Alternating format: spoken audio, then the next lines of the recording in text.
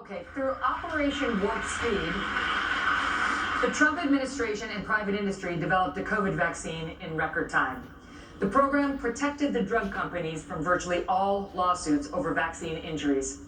The government has a program to compensate for such harm, but critics say it is a black hole of bureaucracy. 12,000 claims filed, 10% decided, only 8 payouts so far, in a forum with no right to counsel, no hearings, no appeals.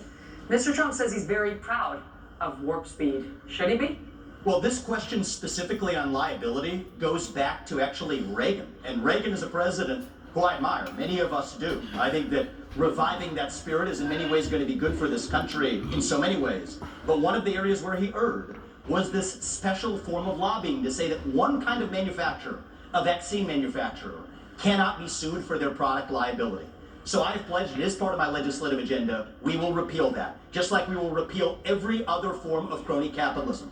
People who have been harmed by those vaccines deserve accountability. They cannot be forgotten Americans. And I think one of the top lessons we learned from that COVID pandemic is that free speech in this country is most important in those alleged times of emergency.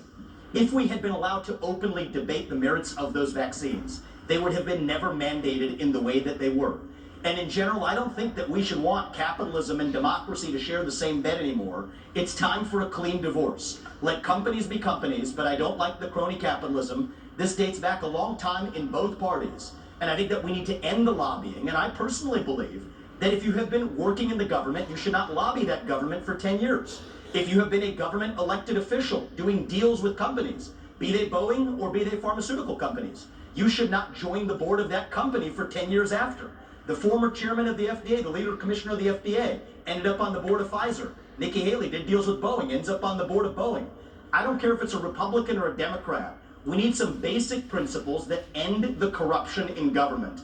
That's how we got the health insurance exemptions. That's how we got the pharmaceutical product liability exemptions. Thank you. We end the corruption. We need